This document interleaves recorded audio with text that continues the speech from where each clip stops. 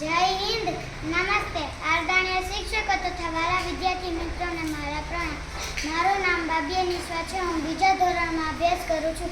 આજે હું તમારી સમક્ષ એક એવા વિષય પર વાત કરવા ઊભી થઈ છું જે આપણા બધાના અસ્તિત્વ સાથે સીધો જોડાયેલો છે. એ વિષય છે જળ એ જ જીવન. ટીપે ટીપે સરોવર ભરાય પાણી વિના આ સૃષ્ટિ કર્મે. ધરતીનો સંગાર છે પાણી, જીવ માત્રનો આધાર છે પાણી. પાણી એ માનવીની પ્રાથમિક જરૂરિયાત છે.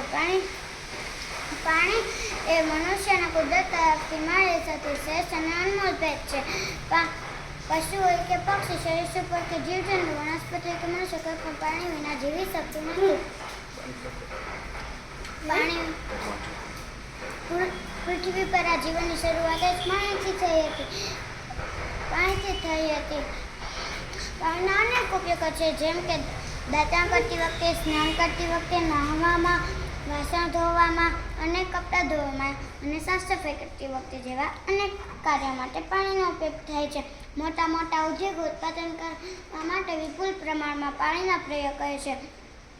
પાણી વિના પૃથ્વીની કલ્પના કરવી અશક્ય છે. આથી જ કહેવાય છે કે પાણી છે તો કાલ છે. પાણી વિના જીવન બેહાલ છે. આપણા શાસ્ત્રોમાં પણ પાણીને અમૃત ગણવામાં આવ્યું છે. આપણા ઉપનિષદોમાં પણ કહ્યું છે કે પૃથ્વી રત્નાની જલ અન્નમ સુભાષિતમ, અર્થાત પૃથ્વી 3 રત્નોમાં છે, જેમ કે જળ, અન્ન અને સુભાષિતનો સમાવેશ કરવામાં આવ્યો છે.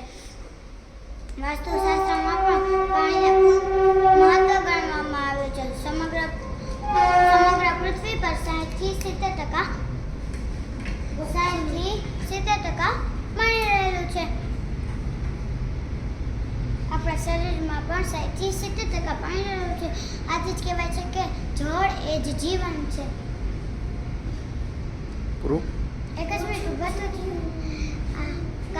પરંતુ આધુનિક યુગમાં આપણે પાણીનો ખૂબ દુરુપયોગ કરીએ છીએ. વર્તમાન સમયમાં મંગળ ગ્રહ પર પાણીની શોધ કરતા માનવી જીવન આ પૃથ્વી પર બેફામ રીતે પાણી વેડફે છે. જો મનુષ્યએ આજે પાણીની જરૂરિયાત ન સમજી તો તેમને જીવનમાંના ભયાનકો પરિણામો ભોગવવા પડશે. કારણ કે જો ટીપું ટીપું વેડફાશે તો પૃથ્વી પર આ જીવન ભૂસાશે. આથી દરેક મનુષ્યએ કોઈ પણ વસ્તુનો બગાડ કરવો જોઈએ નહીં. જળ દ્વારા મનુષ્ય અન્ન ઉગાડે છે.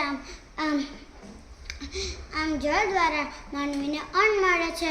આથી જ પાણી એ તો ઈશ્વરનો પ્રસાદ છે.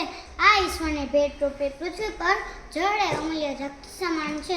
આથી જ દરેક મનુષ્ય પાણીની કિંમત કરવી જોઈએ અને નાના નાના પગલાં ભરી પાણીનો બચાવ કરવો જોઈએ, જેમ કે દાંતણ કરતી વખતે કે સ્નાન કરતી વખતે નળ ચાલુ ન રાખવો, ટપકતો નળ રિપેર કરાવવો, વધુ વૃક્ષો વાવવા અને વરસાદી પાણીનો સંગ્રહ કરવો.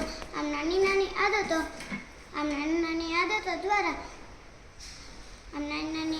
દ્વારા આપણે પાણીની દરેક બૂંદોનો બચાવ કરીને આવનારી પેઢીને સુરક્ષિત બનાવીશું. કારણ કે જલ હે તો કલ હે. અસ્તુ.